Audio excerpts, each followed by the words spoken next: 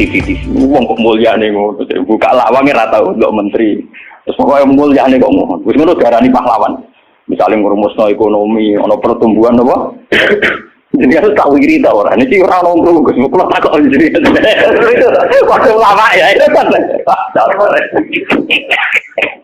Lagu orang kalau yang wong alim kan gak wajib sungkan dong. Bodoh nopo ngalim ya. Kalau takut. Loh, jenengan nggak bisa takut. Salah ya jenengan nggak bisa takut. Jenengan cerita awak jenengan ini kok tak jawab. Ini cerita. Kalau kalau memang protes. Kulo sing wis ikhlas istiqomah mulang masyarakat ra ono sing hormati, kono wis digaji. Gajine presiden yo dhuwur, gajine menteri yo dhuwur, gajine bupati. Nak ngamal darane ngamale Dik. Ini padahal tugase. Ngamal tenan nak kita, kesukur ora ono sing tapi ora ono biji. Wah, waktu buka dhewe tak mlebu mobil. Tak rusak yo dadakno. Bupati rusak sing dadakno. Anduk harus sing gawakno. Kene mobil lah rusak kudu ngutak. Cerita dari protes gak mana kenyataan iki napa? Terus bar ngene cerita. Lewat iki jenazah dimantau. Karena latar belakang saya kan kayak koran. Saya tuh enggak pernah punya perasaan untuk bunuh dia. Artinya saya lebih terbiasa ikhlas kan. Ya orang nerangno nek aku muni ikhlas kan lebih baik dibanding dia kan ya ora etis lho. Wah, ana wong. Lho boten iki kanyata bener sampean mangkel dadi kiai bener. Nang nek ora dadi kiai urip nara bate buat kiai wis moden ae. Akhirnya kalau saya itu ya ada orang sempurna. Cuma kalau sakit ngobati awak kulo biambak bisa. Seperti itu kalau kulon mulai alit sebagai orang mukmin itu pangeran kulon Allah Subhanahu wa taala hubungannya apa? Ya kalau pangeran kula Allah, paribasane kula niku nulung semut sing kebulet utawa nulung anake pitik sing kebulet teng jero pawon sing gak ana wong. Niku kula ngrasa ibadah. Mergo ngamal kula di sisi Gusti Allah. Ana wong melarat gak iso mangan. Terus kula kei dhuwit 5.000 kelar mangan. Niku kula nggih ngrasa ibadah, mergo sing biji kula Allah lan pirsa. Kalau mereka yang ngisi kan wartawan. Saya ini seorang mukmin, yang Tuhan saya itu Allah, bukan wartawan. Ini kan kok mau cocok ke keluarga ini kepengen ngobati ngoten. Tapi kalah memang tunggu. Kalah enggak artinya kenapa kiai-kiai itu bangga dengan amal-amal yang kecil, kadang ngekei santri melarat rantok wesel, kadang ngekei iman. Itu karena iman sama aturan dasar fama ya amal biskola garrotin khairan yarah wa ma ya amal biskola garrotin syarran. Sekecil apapun Anda amal dinilai Allah. Ini penting kalau aturakan. Nanti ada wila batu jahli, ada kebodohan nopo masal di mana orang yang rapat tentang ketahanan pangan karena dihadiri menteri dan tetap-tetapnya. Orang itu dianggap berprestasi karena mempertahankan pangan, kuota pangan cukup, bulog cukup. Padahal hakikat yang mempertahankan pangan itu siapa coba kalau per individu? Ada tukang becak miskin. Dia hari itu tidak bisa makan. Ditolong sama tukang becak diutangi 20.000. Anak istrinya jadi apa? Makan. Dan di mata Allah yang menjaga nyawa tukang becak ini adalah temannya tukang, bukan pejabat-pejabat yang rapat di hotel berbintang. Meskipun saya ngakui fungsi mereka, tapi kalau saya disuruh ngakui fungsi mereka juga harus ngakui fungsi sosial yang dilakukan Saya pernah juga diperut, apa jenengan ada alur fungsi menteri? Lho aku gelem ngakoni kono kudu ngakoni adil, ora kok ngakoni kono ora, lha bangkune. Kok penak? Kalau sama-sama kita beretika, kalau saya ngakui fungsi mereka juga harus ngakui fungsi kita. Makanya saya itu kalau melihat petani di sawah, dan itu sebagian anak-anaknya mondok di saya. Itu kalau saya nyeritani ngoten. Pak, yang rapat-rapat ketahanan pangan di hotel-hotel itu hanya rapat ketahanan pangan. Sampai sebagai petani yang tulen, itu yang hakikat mewujudkan Sampai jangan kecil hati. Saya dan di mata Allah Andalah yang mempertahankan pangan. Karena Anda belum jadi Jadi itu banyak santri-santri wali murid yang bangga dengan saya. Wah, nak ngono berarti kula wong top, iya wong top padha mbek menteri pertanian. Nah, ini ya kalau menteri kan lapornya sama presiden, kalau sampean tak latih laporannya mbek Allah Subhanahu wa taala. Lah ini khasnya ulama. Lah saya nanti takut tadi yurfaul ilmu. Nanti itu kalau sudah ada ulama yang kecangkeman kayak saya, nanti yurfaul ilmu. Ilmu itu hilang sehingga yang dianggap prestasi ketahanan pangan misalnya ya menteri pangan sama pejabat bu. Saya ngakui mereka berjasa, tapi kalaupun mereka berjasa kan digaji ya. Nah, itu kan digaji tuh. Paham ya? Nah ini kembali ke Quran tadi. Makanya saya tetap bangga dengan Quran. Quran itu spiritnya spirit ngamal. Amilus solihat. Sama ya'mal wikolam kerotin khairai. Nah kemudian memang ilmu ini kelihatan biasa saja. Karena ya nggak ada yang menjelaskan. Makanya kalau syukur jenengan gelem ngrungokno ngaji Quran. Saya tidak bangga karena sampai ngaji saya enggak. Biar orang itu bangga lagi dengan teori-teori Quran. Dan biasa transaksi di Allah Subhanahu wa taala. Seperti saya ngaji di sini.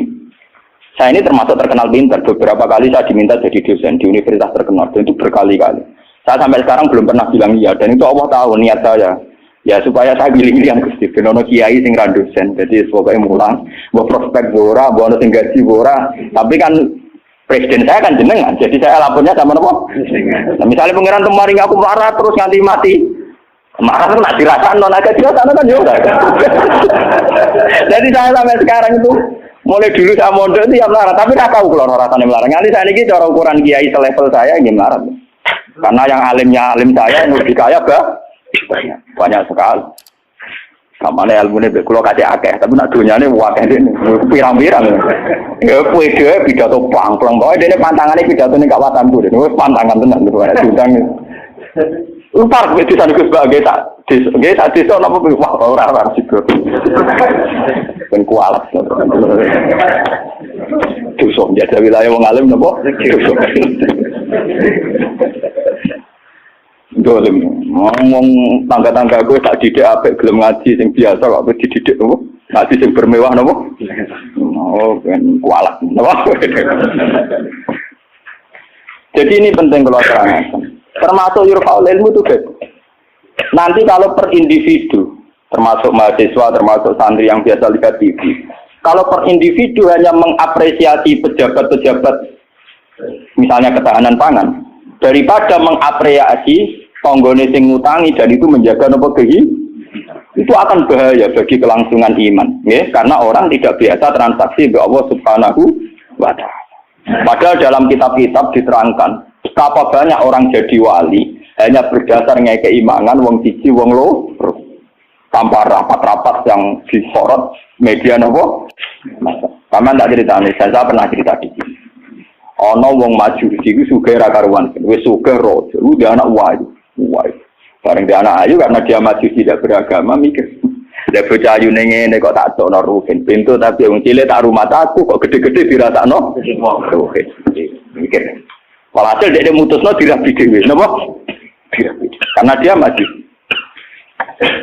Bareng malam pengantin, tiap apa ngeloni niku ditotok dia. Tok. Terus metu dene. Ono wong ganggu bulan madu kan mantul. Ono apa? Kulo niku gak situ, balik meneh. Coba ublek. Terus apa? Lampu cilik lho. Sender apa? Sender sama gonku edan ya. Iya lho, sender. Oh, sender cara bahasa Rembang lho. Apa liyane sender? Oh. Kentir ala kentir. Tapi mirip. Nah salah ucap repot. Ublek orang nyerempet kok keteringan kelapatan kentir. Ah, rugen rawani bakat tak sendir bagus. Pasti kena. Ublek netral. Agar diparani melaju itu sampai 3 kali. Sekarang 3 kali ngerti parano itu sih diparani kan tidak omah. Ternyata dia itu seorang janda sing anaknya itu kelaparan. Anaknya kelaparan ditanya kenapa kamu ke rumah saya nak tak kerja kok melaju, terus dia cerita. Pak Majusi, saya ini punya anak kelaparan semua, ingin makan. Kalau saya ingat anak saya mau memaksakan minta jenengan karena jenengan yang punya makan. Tapi kalau saya ingat jenengan Majusi dan saya seorang mukminah, niat itu saya urungkan. Betapa saya tidak ingin menjual iman saya. Terus, entah ini kayaknya dari si Majusi tadi. Ini mangan gandum, pokoknya segala yang diperlukan janda itu dan anak-anaknya diambilkan terus diterok, dipikul juga. Dia seorang raja, diterok. Padahal dia niatnya biar agak gede. Buat ini cerita iman. Biar sampai biar transaksi oleh Allah Subhanahu Wa Taala. Nanti nilainya nanti saya akan satu. Biar sampai biasa transaksi oleh Allah Subhanahu Wa Taala. Terus dikasih. Nah cerita itu terbongkar, itu justru karena antar wali. Jadi ada seorang wali, dia mimpi di Ka'bah, dia zaman dulu itu masih mungkin orang tidur di seputar matok Dontowat. Dia seorang wali, Abdal, dia tidur terus sama Rasulullah. Hei Fulan, hei wali Fulan, saya titip salam pada orang itu. Ternyata orang itu yang disifati Nabi itu orang Majusi yang di kampung terkenal paling arogan. Mereka ngerabi anaknya. Ketika dia tahu bahwa Majusi yang dititipi salam Rasulullah itu begitu, dia mengurungkan niatnya. Mau Rasulullah salah alamat, salah kirim salam. Itu kan nggak mungkin. Masa Rasulullah salah kirim apa? Salam. Itu apa takon rapotnya elek kabeh. Niku mau Majusi sing saking kurang ajar yang rabi anak. Akhirnya dia memaksakan konfirmasi. Mau Majusi ini diparah. Ya Majusi, saya ini tanya tangga-tanggaan. Saya tidak ada yang cerita bahwa ada orang benar. Tapi aku ini gawa salame sama Rasul. Pasti kamu punya perilaku yang spesial, yang hebat. Majusi langsung iman. Asyhadu an la ilaha illallah wa anna Muhammadar Rasulullah. Nabimu panjang nabi tenan. Perilaku saya tadi malam enggak seorang pun yang cerita. Wah, kira iman. Ya langsung ngeloni anak, ya langsung nopo. Padahal enggak disorot media massa dan itu perilaku Begitu juga di kitab-kitab ada cerita seorang lonte, seorang WTX. Dia setelah melakukan aksi kelonteannya pulang. Ngerti asu dilat-dilat ning tanah, dia menafsirkan itu pasti kehausan. Kalau bolak-balik cerita tentang mereka dan itu ada di hadis sahih, karena lonte gak priayi. Malah mbok santri ora iso. Lonte kelebihannya kan gak napa? Ya, iku dene nganggo sepatu putih medun ning sumur. Terus dicokot. Setelah ngambil air dicopot sepatu bootnya karena tangannya dua digongrang-ngerangah munggah. Ya mau mergo ra priyayi iso wae kan mergo napa? Gak priyayi. Orang priyayi kan gak kebayang. Orang priyayi jarian dia oleh munggah-munggah. Lha boten iki cerita tentang hadis sahih. Setelah diminumkan anjing itu, Allah syukur sekali karena ada makhluknya yang diselamatkan di lonte itu dan diparingi tobat jadi orang. Lu apa susahnya sih kayak jenengan saya, Mas Ruhin semua. Coba kita ini kan sering menyelamatkan nyawa. Paling tidak anak kita kelaparan kita berikan susu, istri kita kelaparan kita berikan nasi. Kita ini berkali-kali menyelamatkan nyawa. Tapi kita tidak pernah bangga karena kita nunggu bangga kalau kayak menteri, kayak presiden. Lalu iman kamu di mana? Lalu posisinya Allah yang nilai kamu? Kita ini mukmin yang geblek, paham? Mukmin yang bodoh. Malah nek TV juga sering kan. Bener cocokan kula bagi ini cerita cocokan antar wong alim, Pak. Lu mboten nenten tiyang kok, namung kula bagi. Cara tak critakno ya mangkel, tapi kan tak sebut jenenge. Tapi dene tetep ngakoni. Mati man kejenengan ngalim menjen atine jenengan apik obat niku. Suwe ana atiku apik, maksudnya. Dia baru sadar. Ya makanya saya ini kalau baca wahyu tadi termasuk wahyu faul. Orang yang kadang bergelar-gelar yang hebat. Kadang masih melakukan kebodohan dalam imannya, yaitu nganggap prestasi yang kayak presiden, kayak menteri. Sementara penyelamat nyawa yang lewat aksi-aksi personal tidak gini. Quran itu dawuh Allah Subhanahu Wa Taala. Allah sing duwe langit, duwe bumi, wae ngangge tarif miskola dzarrah. Tarife pangeran mau miskola sekecil apapun amal Anda, tak miskola tetap tak hitung jare. Kenapa kita manusia sombong? Ngitung amal tuh yang disorot. Ngitung prestasi itu yang diakui publik. Kita ini jadi mukmin yang bodoh. Bodoh. Mulane kira awali aku percaya santekno wiridan. Awali ketok tangan. Karena iman kamu itu iman yang bodoh. Mulane tobat, penting ngaji tobat. Napa? Tobat. Makanya nanti ya karena saya tidak bisa mimpin salat tasbih 1 Muharram. Nanti saya mimpin salat tasbih di sini setelah maghrib. Mungkin asing agak akhir ya, karena ya pokoknya begitu Saya itu bukan ingin apa, wiling-wilingan ya. Kalau ciri utama ulama itu mengingatkan akhirat. mengingatkan eksistensi Allah Subhanahu. Sama rasa hormat pulau kalau bolak-balik haram zaman bertamu dengan pulau teng Rembang lokal. Gama pulau Bojonegoro nggak berbodon susu. Terus aku bagus banget, terus sowan malah tambah dosa, mesti haram no. Bingung. Negeri ngaji pun kalau nak hati Bojonegoro salaman diulah oleh kalau kan wongnya lucu. Kenapa salaman diulah balik? Lah anak bodoh ya tenang. Saltuan mumpung ketika lu mriki cangkemmu. Dari mumpung ketika lu mriki yo cangkemmu. Oh santri elek. Elek lapis mending kabeh salaman. Repot.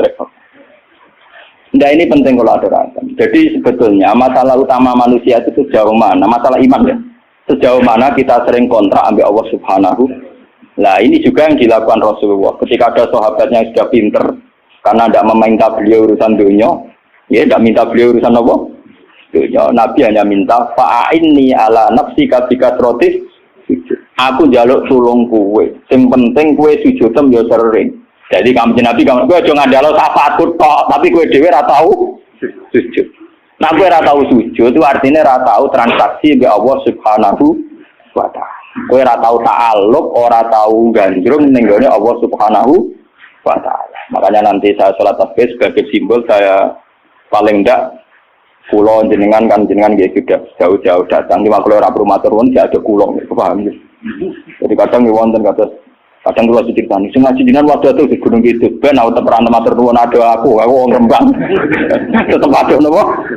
Ya, boleh sampean ora ada gede tetep ada kula. Tetep napa? Sangkem nek tele Gunung Kidul kok adu Rembang. Paham napa? Jadi tetep menang kula cara ganjaran tetep kata kula. Entek ngamek cara diitung ora bandingan. Paling sampean diitung mergo tawadhu. Artinya ngerasa bodoh terus ngaji ya diitung apik. Diitung apa? Kula baleni malih. Saya baca hadis itu nangis. Jadi wa yurfa'ul ilmu. Ilmu dihilangkan termasuk ilmu prestasi tadi. Kenapa kalau yang melakukan seorang presiden, seorang menteri itu menjadi prestasi yang luar biasa. Kita-kita yang berkali-kali melakukan prestasi penyelamatan nyawa, orang rasa duwe napa? Prestasi. Akhirnya syukur kita sama Allah Ta'ala kurang hanya karena merasa tidak punya prestasi. Padahal kita punya prestasi berkali-kali. Oh sama tak cerita ini ben iman teman. Rasulullah nak dawuh itu detail sekali sampai ngendikan kowe iku nggawa kayu ke hutan, terus kamu jual di pasar. Setelah kamu jual di pasar, kamu kasihkan ke ibu kamu, ke anak kamu dan menjadikan mereka hidup. Itu sudah sedekah yang luar biasa. Sampai Nabi nyontono hatta matat ala fi simraatika.